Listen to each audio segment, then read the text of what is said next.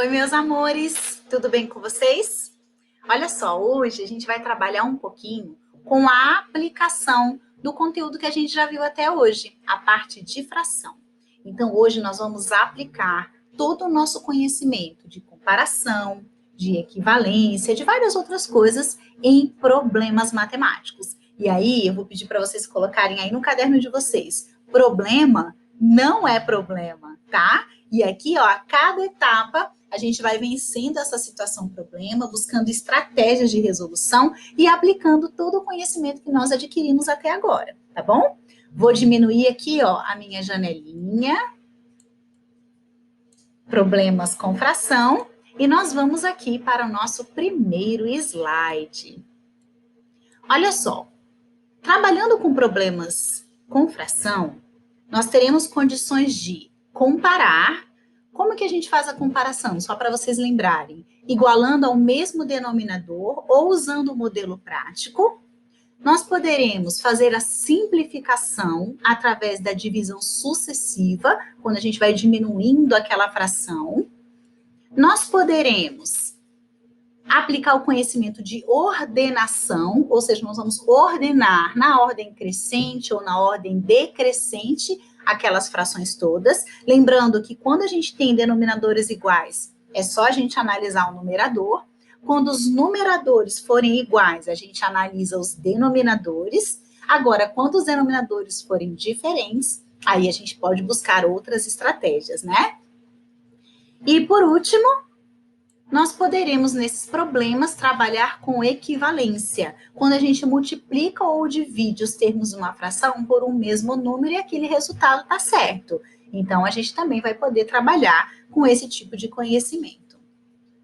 Problemas. Essa turminha aqui, ó, vai nos ajudar a resolver os problemas com frações. A primeira situação problema, vou diminuir bem a janelinha aqui, tá? Diz o seguinte, ó, Jane precisa ir à escola buscar o seu material no armário, mas por conta da chuva percorreu 54,81 avos do percurso. Podemos dizer que Jane percorreu somente um terço do percurso? Bom, se ela deu 54 sobre 81 e está perguntando para a gente se essa fração corresponde a um terço, olha a perguntinha aqui. Precisamos de qual parte do conteúdo para resolver esse problema? Vamos prestar atenção, olha só. Eu tenho que fazer o quê para saber se 54,81 avos corresponde a um terço? Vamos resolvê-lo? A gente precisa simplificar essa fração. Quando a gente simplifica essa fração, vou vir para cá. Quando a gente simplifica essa fração, a gente tem que lembrar que para simplificar, eu preciso dividir o meu numerador e o meu denominador por um mesmo número. Então, analisando o número 54 e 81, nós sabemos que 54 é par e que os números pares são divisíveis por 2. Porém, o número 81 não é par. Então, eu não posso dividir 81 por 2. Eu poderia dividir o 54 por um número e 81 por outro número diferente? Nananina, não. Não podemos. Então, nesse caso, eu tenho que buscar um número que seja divisível tanto por 54 quanto por 81. E aí sim, a gente vai poder fazer a nossa simplificação. Nesse caso, eu posso testar o número 3. Como é que eu sei se 54 é divisível por 3? Eu posso somar os algarismos. 5 mais 4 dá 9. 9 dá para dividir por 3. E 8 mais 1 também dá 9, que também dá para dividir por 3. Com isso, eu posso dividir tanto 54 quanto 81 por 3. E de resposta nós temos, ó, 54 dividido por 3 dá 18. E 81 dividido por 3 dá 27. Agora, eu vou partir desta fração para poder simplificar. 18 sobre 27. Eu também tenho que buscar um número que seja divisível tanto por 18 quanto por 27. 18 e 27. 18 é par, mas 27 não é. Então, eu não posso dividir por 2. Vamos testar se dá por 3? 1 mais 8 dá 9. 9 dá para dividir por 3. E 2 mais 7 dá 9 também. Então, eu posso dividir esses dois números por 3 novamente. 18 dividido por 3 dá 6. E 27 dividido por 3 dá 9. Agora, eu tenho 6 nonos. 6 e 9 eu também consigo simplificar. 6 e 9 também são divisíveis por 3. Divido por 3 novamente. 6 dividido por 3 dá 2. E 9 dividido por 3 dá 3. Consigo dividir novamente? Não consigo. O 2 só vai ser divisível por 2 e o 3 só será divisível por 3. Então, eu não posso simplificar mais. Isso significa que 2 terços é uma fração irredutível. Repitam comigo: 2 terços é uma fração irredutível. Então, nesse caso, qual foi a pergunta que foi feita? Ele perguntou assim: podemos dizer que Jane percorreu somente um terço do percurso? Não, não podemos dizer isso. Podemos dizer que Jane percorreu 2 terços do caminho. Então, aplicando a simplificação de frações, nós conseguimos resolver essa situação problema. Ó, coraçõezinho aqui para vocês, ó, um monte de coração. Agora, nós iremos para o problema número 2. Problema número 2 diz assim: Mark adora a natureza. Leu uma reportagem que dizia sobre a apreensão de aves, pois estavam sendo vendidas de forma ilegal. Observe as frações no cartaz de Mark e descubra essa charada. Olha, as frações são 9 nonos, 8 terços e 13 sextos. A arara representa a menor fração e o fazão a maior fração. Qual a fração representa o tucano? Gente, atenção, concentração. Eu preciso saber, primeiro, quais dessas frações aí é maior, menor, enfim. Vamos para a próxima página, para a gente poder resolver esse problema. Nós temos isso daqui, ó. 9 nonos, 8 terços e 13 sextos. Tchan, tchan, tchan. A proposta é a gente simplificar ao máximo essa fração para descobrir qual é a maior fração. A estratégia que nós vamos utilizar aqui é transformar a fração em um número decimal. Quando a gente divide 9 por 9, que é o numerador sobre o denominador, eu tenho que isso aqui vale 1 inteiro. Então, 9 dividido por 9 dá 1 inteiro. Quando eu faço a segunda conta, que é 8 terços, eu pego 8 e divido por 3. Quando eu divido 8 por 3, eu encontro 2,66666. Não esqueçam que nós já falamos em outro momento sobre essas reticências aqui, ó. Significa que a conta ainda continua. Só que como eu só quero comparar, eu posso parar aqui na minha segunda casa decimal. E a terceira fração, eu vou dividir 13 por 6 e eu encontro 2,16 reticências. A conta continua. E agora eu consigo analisar. Olhem só. Ele disse que a arara representa a menor fração. Qual é a menor fração? Eu tenho 1, tenho 2,66 e tenho 2,16. A menor fração é essa daqui, ó. Porque 1 inteiro é menor que 2,66 e é menor que 2,16. Com isso, a arara é representada pela fração 9 nonos. Agora, ele diz o seguinte: o fazão é a maior fração. Olha só, 2,66 é maior do que 2,16. E aqui eu já tinha colocado um spoiler, né? Então, se o fazão é a maior fração, que é 8 terços, o tucano vale 13 sextos. Então, mais uma vez, respondemos o nosso problema utilizando o quê? A transformação da fração em número decimal e assim nós conseguimos comparar a nossa fração e descobrir o nosso resultado, ok? Aqui nós temos agora o problema número 3. Ele diz o seguinte: essa é a Simone. A Simone já pagou 2/5 do curso de desenho. Só que tem um outro personagem aqui. Eu tenho o Gabriel. O Gabriel pagou 5/7 do mesmo curso. Ele quer saber o seguinte, vamos trazer para cá a câmera. Quem já pagou mais do curso? Quem já pagou mais? Bom, se a Simone pagou 2/5 e o Gabriel pagou 5/7, para a gente descobrir quem pagou mais, eu preciso comparar a minha fração, uma com a outra. E tem mais uma perguntinha. A segunda pergunta é: que fração representa quanto falta? Então, se a Simone pagou 2/5, quanto falta para ela quitar esse curso? E se o Gabriel pagou 5/7, qual é a fração que representa quanto falta pagar o curso todo? Vamos resolver aqui, ó, na nossa próxima página. Nós temos que a Simone pagou 2/3 e o Gabriel 5/7. Câmera para baixo. E o Gabriel, 5/7.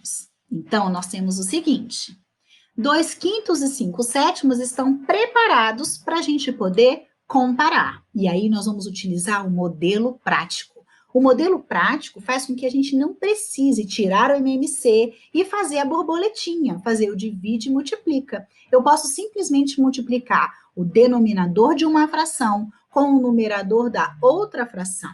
Então, eu fiz aqui, ó, 7 vezes 2 deu 14. E agora, fazendo do outro, 5 vezes 5 deu 25. Pessoal, se isso aqui fossem duas equipes, a equipe dos 2/5 e a equipe dos 5/7, se a equipe 2/5 fez 14 pontos, olha só, do lado de 2/5 eu tenho 14, e a equipe 5/7 fez 25 pontos, qual é a equipe que tem maior pontuação? A equipe 5/7. Então, ó, a pergunta é: quem já pagou mais? Se 5/7 é a fração do Gabriel, significa que o Gabriel já pagou mais do curso de desenho, certo? E ele quer saber o seguinte: que fração representa quanto falta? Pessoal, as duas frações são essas aqui, ó. 2/5 e 5/7. Quando eu falo quanto falta, eu tenho que descobrir que o inteiro, para pagar o curso todo, a Simone teria que pagar 5/5.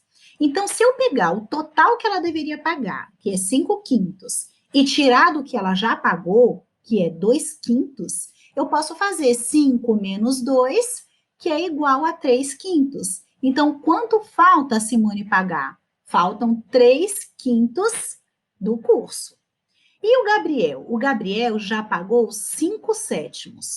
Para ele pagar todo o curso, a fração que representa o total são 7/7, que é o inteiro.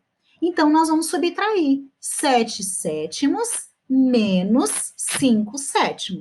Nesse caso, eu tenho 2/7. Significa o quê? Que o Gabriel precisa ainda pagar do curso 2 pedaços de 7 ou 10/7 do curso de desenho, ok? Agora, nós iremos para o quarto problema. O quarto problema diz assim, vou trazer para cá a minha câmera.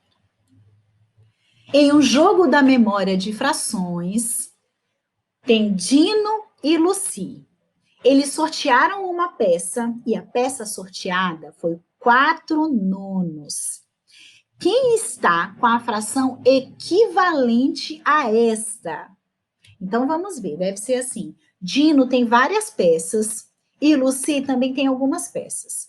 Foi sorteada a peça 4/9. Diante das peças que eles têm, qual dos dois tem uma fração equivalente a 4/9? Vamos ver? Olhem só. Quem tem a fração equivalente a essa? O Dino tem a peça 36/72. E a Lucy tem a peça 20/45. Então, agora, nós precisamos saber quais dessas duas peças são equivalentes a 4/9. Como é que a gente pode resolver essa situação? Vamos pensar. Bom, 36 72 avos tem que ver se é equivalente a 4 nonos. Então, eu vou analisar da seguinte forma. O que aconteceu com 36 que virou 4?